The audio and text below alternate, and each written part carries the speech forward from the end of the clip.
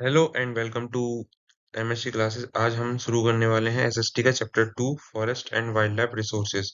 इससे पहले की वीडियो में हमने चैप्टर 1 के रिसोर्सेज एंड डेवलपमेंट के क्लास 10th और 9th के से रिलेटेड सभी इंपॉर्टेंट क्वेश्चंस किए थे। तो अभी तक आपने वीडियो को नहीं देखा तो पहले आप उस वीडियो को देखें। और आज की इस क्लास में अगर आप क्लास 9th या 10th के स्टूडेंट हो तो ये चैप्टर आपके एग्जाम के पॉइंट ऑफ व्यू से बहुत इंपॉर्टेंट है। इस वीडियो में हम चैप्टर को इजी वे में और इम्पोर्टेंट क्वेश्चंस के साथ पढ़ेंगे। तो वीडियो को एंड तक जरूर देखें। चलिए शुरू करते हैं। सबसे पहले हम समझते हैं कि forest and wildlife resources क्या होता है।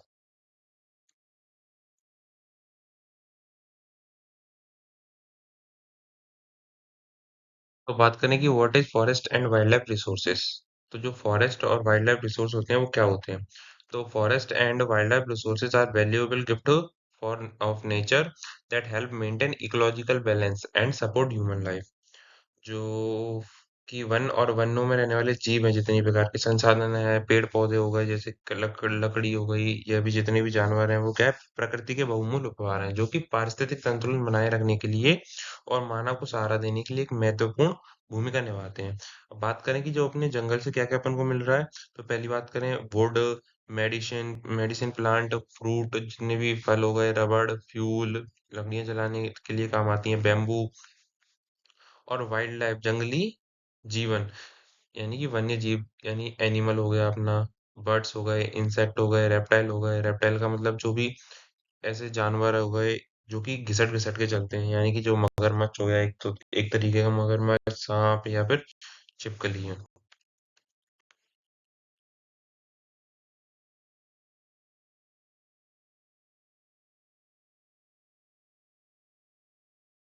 तो रिजर्व फॉरेस्ट क्या रहता है? रिजर्व फॉरेस्ट यानी कि ऐसा फॉरेस्ट, तो reserve forest are the forest that is fully protected by government. In the forest, cutting tree, hunting animal, grazing cattle, and other human activities are strictly restricted without permission। यानी कि आरक्षित one वह one जो सरकार के द्वारा पूर्ण रूप से संरक्षित किए जाते हैं। इन वनों में पेड़ों की कटाई हो गई, शिकार, पशुओं का जो शिकार है, और पशुओं को चराना तथा अन्य मानवीय गतिविधियों बिना अनुमति के, उन पर रोक लगी जाती है। और कुछ ऐसे नेशनल पार्क या फिर रिजर्व फॉरेस्ट की बात करें तो उनमें आता है जिम कॉर्बेट नेशनल पार्क हो गया, माधवगढ़ नेशनल पार्क है, और कान्हा-किसली नेशनल पार्क हो गया, कान्हा नेशनल पार्क है, एटसेट्रा एटसेट्रा। अब आगे बात करें कि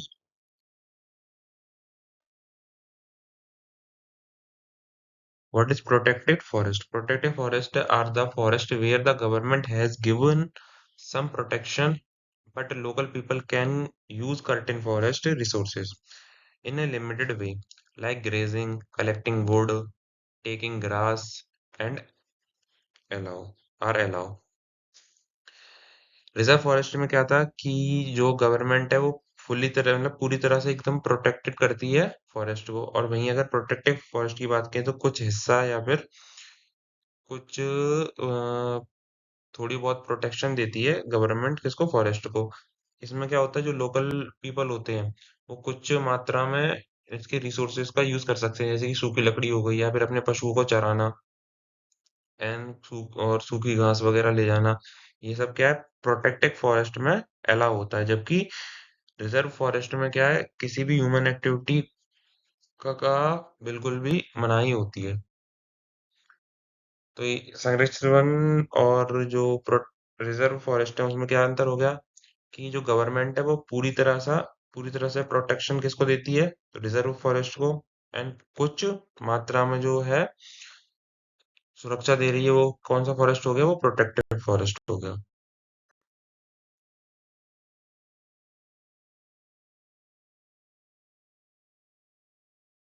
what is meant by an ecosystem? तो इकोसिस्टम क्या होता है? An ecosystem is a system formed by integration of living organism, यानी कि जितने भी अपन जीव हैं, जैसे सांस वगैरह लेते हैं, तो plant, animal, human, insect etcetera, with each other and with their physical environment. ऐसे एनवायरनमेंट को क्या बोला जाता है? इको अपना इकोसिस्टम, पारिस्थितिक तंत्र एक ऐसा सिस्टम है जो कि जीवित जीवों, जैसे जीवित जीव में क्या क्या आ गए, पशु पक्षी, पौधे और मनुष्य तथा उनके जो भौतिक पर्यावरण है, जो फिजिकल एनवायरनमेंट है, के बीच में जो एक प्रकार की बॉन्डिंग है, आपसी जो अंत क्रिया है, उसे ही क्या बोलते हैं? पारिस्थितिक तंत्र या इकोसिस्टम कहा जाता है।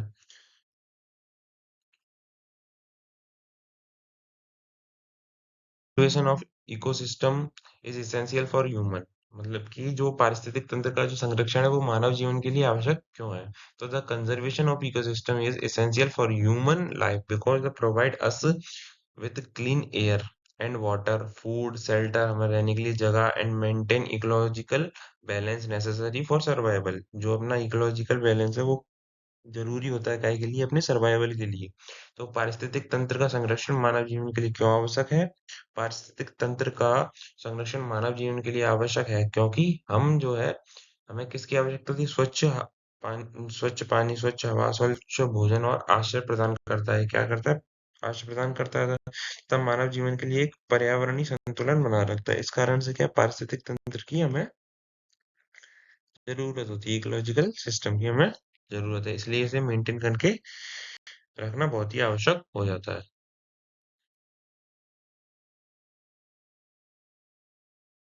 बात करें कि सेंचुरी क्या होती है, नेशनल पार्क क्या होते हैं और जो जू होते हैं उसमें डिफरेंस क्या क्या होते हैं। तो सेंचुरी की बात करें, अभ्यारण्य, व्हाट इज सेंचुरी? अभ्यारण्य क्या होता है? A sanctuary is the protected area where wild animal and birds kept safe in the their natural habitat. अभ्यारण्य वह संरक्षित क्षेत्र है जहाँ पर जंगली जानवर और पक्षियां उनके प्राकृतिक आवास में सुरक्षित रहते हैं। जैसे कोई यहाँ पर ये जंगल है और इसे गवर्नमेंट के द्वारा प्रोटेक्ट करके अभ्यारण्य या सेंचुरी बना दिया जाता है, तो वो प्राकृतिक अभ्यारण्य वो जो प्राकृतिक वातावरण है वो जंगल के जानवरों के लिए, वहाँ के पेड़ पौधों के लिए क्या है? एक तरह से सुरक्षित एरिया जगह बन जाती है, उसी को क्या बोला जाता है? सेंचुरी या अभ्यारण्य कहा जाता है। उसका जो एग्जाम्पल, हर स्टेट में अलग अलग सेंचुरीज पाई गई है, जैसे कि ये हो गया वाइल्ड लाइफ सेंचुरी इन गुजरात। अब बात करें कि नेशनल पार्क,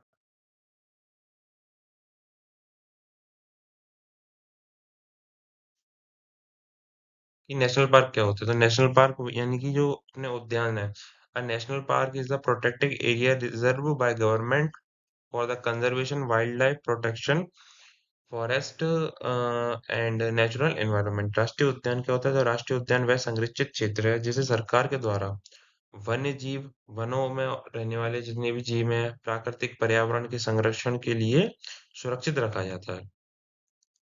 तो वो क्या कहलाता है? राष्ट्रीय उद्यान कहलाता है। अब बात करें जू की, तो किसी भी डिस्ट्रिक्ट हो गया जिसमें ये जानवरों को पिंजरे के अंदर बंद करके रखा जाता है, उसे क्या कहा जाता है? जू।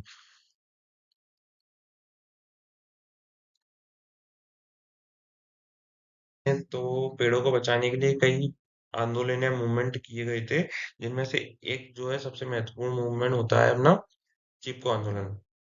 The Chipko Andolan movement was forest conservation movement started in 1973 in Uttarakhand, then in UP, मतलब कि आज के टाइम का जो है वो हिस्सा कहाँ पे है? यूपी में है। In this movement, villagers, especially women, hugged tree to stop them from being cutting down by contractors. Its main aim is protected forest and save environment. इसका जो नेतृत्व बोला जाए तो वो किसने किया? सुंदरलाल बहुगुण ने किया था। चिपको आंदोलन क्या होता है? तो चिपको आंदोलन 1973 में उत्तराखंड के तात्कालिक जो उत्तर प्रदेश है, आज कुछ हिस्सा उसका उत्तर प्रदेश में शुरू की गई थी एक वन संरक्षण आंदोलन है। इस आंदोलन में ग्रामीण तथा ग्राम विशेषकर जो उस ग्रामों की महिला थी, गांव की महिला थी, उन्होंने पेड़ों से चिपक कर ठेकेदार को उन्हें जो है पेड़ काटने से रोका था। इसका मुख्य उद्देश्य वनों की रक्षा करना और पर्यावरण को बचाना था। ये उसी टाइम की फोटो है जब पेपर्स वगैरह में वो खींची गई थी।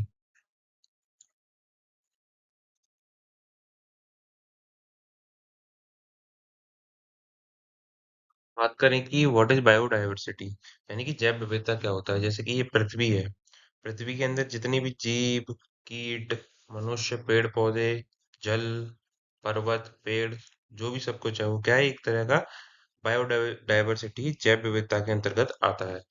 मतलब कि जीवों के बीच की विविधता, अंतर उनके बीच का। तो biodiversity mean the variety of plant, animal and other living organism found in particular area और on the earth। जैव विविधता क्या है? विविधता का अर्थ है किसी क्षेत्र या पूरी पृथ्वी पर पाए जाने वाले पौधे, पशुओं और अन्य जीवित जीवों की क्या विविधता, यानी कि उनके बीच का जो भी अंतर है वो क्या कहलाता है? जैवों के बीच में विविधता कहलाती है।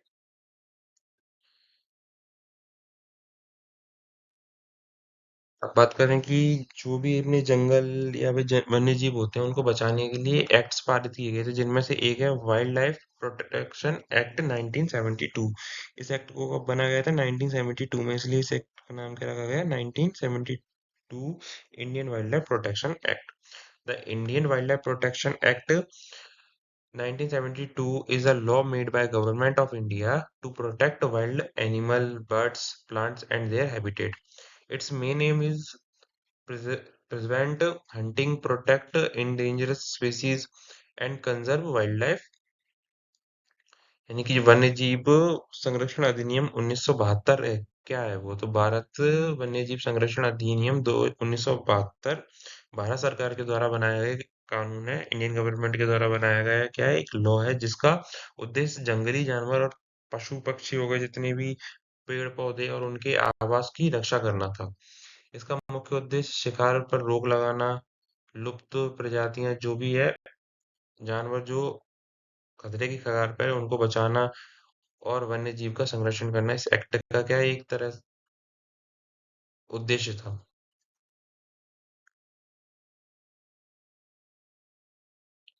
बात करते हैं कि अपने इंडिया के अंदर जो है फॉरेस्ट को कितनी तरीकों से कितने प्रकार में बांटा गया है। तो in India forest are classified into three category, तीन कैटेगरी में बांटा गया है। पहली हो गई रिजर्व फॉरेस्ट, जो हमने पीछे पढ़ा था कि रिजर्व फॉरेस्ट क्या होते हैं, जो पूरी तरह से प्रोटेक्टेड होते हैं, किसके द्वारा? गवर्नमेंट के द्वारा।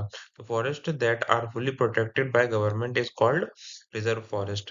प्रोटेक्टेड फॉरेस्ट क्या हो गए? तो प्रोटेक्टेड फॉरेस्ट हो गए अपने forest where limited human activities are allow under government rules. वे वन जहाँ पर सरकार के कुछ नियमों के अंतर्गत कुछ सीमित मानवीय गतिविधियां की जाती हैं, जैसे कि पशुओं को चराना हो गया, गाय भैंस जो भी है इनको चराना, या फिर सूखी लकड़ियां उठाना, घास काटना, एटसेट्रा। अनक्लास्ड फॉरेस्ट यानी कि ऐसे फॉरेस्ट जहाँ पर गवर्नमेंट प्राइवेट जो भी अपने समुदाय रहते हैं और निजी व्यक्ति हो गया कोई भी, तो उसके अधीन होता है ये जो फॉरेस्ट है वो उनके अधीन होता है। यानी forest and wasteland belonging to the government, private individuals and और communities with favour restriction. Bharat में वनों को तीन प्रकार से बांटा गया है। एक तो आरक्षित हो गया, संरक्षित हो गया और अवर्गित हो गया। वह सभी वन जो कि सरकार का उन पर पूर्ण रूप से संरक्षित किया जाता है या पूर्ण अधिकार होता है, वो वन क्या कहलाते हैं? आरक्षित वन कहलाते हैं। संरक्षित वन, यहाँ पर सरकार के नियमों के अंतर्गत कुछ मानवीय गतिविधियां क्या होती हैं? अनुमति होती है उन मानवीय गतिविधियों की। अवर्गित वन, वे वन जो बंजर भूमि, जो सरकार, निजी व्यक्ति या फिर किसी समुदाय के अधीन होते हैं और जिन पर कम प्रतिबंध, रूल एंड रेगुलेशंस होते हैं वो कम लगे होते हैं, तो ऐसे वन को क्या बुलाता है? अवर्गित वन। मतलब जिसका कोई वर्ग ना हो उसे अवर्गित वन कहा जाता है।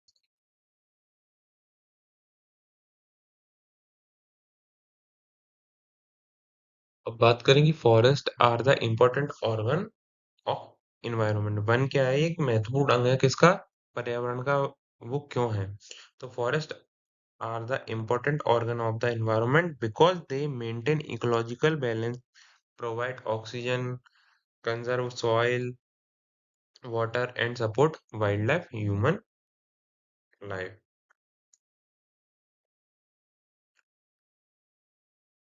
तो अपन को पेड़ जो जंगल है उस जंगलों से क्या क्या मिल रहा है? तो एक तो इकोलॉजिकल बैलेंस, पारिस्थितिक तंत्र है उसको बनाए रखते हैं। दूसरा, प्रोवाइड ऑक्सीजन, फॉरेस्ट से हमें क्या मिलता है? ऑक्सीजन मिल रहा है।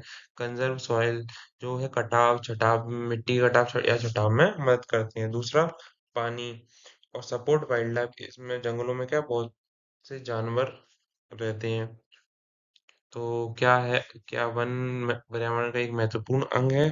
तो वन पर्यावरण के महत्वपूर्ण अंग है क्योंकि वे जो है पारिस्थितिक संतुलन बनाए रखते हैं, ऑक्सीजन प्रदान करते हैं, मिट्टी के कटाव छटाव आदि को रोकने में मदद करते हैं, जल का संरक्षण करते हैं तथा वन्य जीव और मानव जीवन को सहारा प्रदान करते हैं। बात करें कि why has conservation of wildlife become essential, state the major to conserve wildlife. जो अपनी वाइल्ड लाइफ है वो जरूरी क्यों है? वन्य जीवों का जो संरक्षण है वो आवश्यक क्यों है? वन्य जीव का संरक्षण के कुछ उपाय अपन को इस क्वेश्चन में बतानी है। तो conservation of wildlife has become essential because many species of animal and birds are becoming exist due to deforestation। Deforestation यानी वनों का कटाव, काटना, हंटिंग, जानवरों को शिकार, पॉल्यूशन, प्रदूषण एंड जो भी मानवीय एक्टिविटीज हैं, ह्यूमन एक्टिविटीज हैं। Wild life important of for maintaining ecological balance and biodiversity. अभी पीछे के पिछले क्वेश्चन में हमने पढ़ा था कि बायोडाइवर्सिटी हो या फिर इकोलॉजिकल बैलेंस हो, उसको बनाए रखने के लिए जो है वाइल्ड लाइफ क्या है, एक प्रकार की इम्पोर्टेंट रोल अदा करती है, एक महत्वपूर्ण भूमिका अदा करती है। तो वन्य जीवों का संरक्षण आवश्यक इसीलिए हो जाता है क्योंकि वनों की कटाई, शिकार, प्रदूषण और मानवीय गतिविधियों के कारण क्या है, पशु पक्षी की जो कुछ स्पीसीज थी वो क्या है विलुप्त होती जा रही है धीरे धीरे करके। वन्य जीव पारिस्थितिक संतुलन और जैव विविधता को बनाए रखने में एक महत्वपूर्ण भूमिका अदा करते हैं। इस कारण से क्या है, वन्य जीव का संरक्षण, conservation of wild life is essential, आवश्यक हो जाता है। अब इसके जो कुछ पॉइंट हैं वो क्या है, एक तो protection of forest and natural habitat. अभी जितने भी जंगल बचे हुए हैं और जितने भी प्राकृतिक आवास हैं उनकी क्या करा जाए, रक्षा की जाए। Establish of national park, wild life sanctuaries and biosphere reserve. कुछ जो भी है राष्ट्रीय उद्यान और अभयारण्य और जैव मंडल आरक्षित क्षेत्र की स्थापना की है, मतलब कि नए national park, wild life sanctuaries and biosphere बनाए जाए। और जो अपन ने पढ़ा था पीछे कि वाइल्ड लाइफ प्रोटेक्शन एक्ट 1972, जिसके अंदर क्या है, पेड़ों को काटना या फिर कि जंगली जानवरों को मारना, ये सब क्या बैन है एक तरह से, तो उसका स्ट्रिक्टली इम्प्लीमेंटेशन किया जाए। वन्यजीव संरक्षण संरक्षण अधिनियम 1972 का कठोर क्या किया जाए, पालन किया जाए। Public awareness and participating in wild life conservation, जन जागरूकता, लोगों को बताया जाए और वन्य जीव संरक्षण के लोगों को भागीदारी को जो है बढ़ाया जाए। अब अगर आपको ये वीडियो पसंद आई हो तो वीडियो को लाइक करें, चैनल को सब्सक्राइब करें और बेल आइकन को जरूर दबा दें ताकि जो अपना अगला चैप्टर है वो आप तक पहुंच सके। ऐसी ही क्लास 9th और 10th की एसएसटी को इजी लेक्चर को जानने के लिए हमसे जुड़े रहें, एमएससी क्लासेस के साथ बने रहें। मिलते हैं हमारी नेक्स्ट वीडियो में एक और मजेदार चैप्टर वाटर रिसोर्सेज के साथ। उसमें हम बात करेंगे कि जो है वाटर अपने लिए एक महत्वपूर्ण रिसोर्सेज है, उसको किस तरह से बचाया जाए या फिर उसको किस प्रकार से संरक्षित किया जाए। Thank you for watching us. जय हिंद, जय भारत।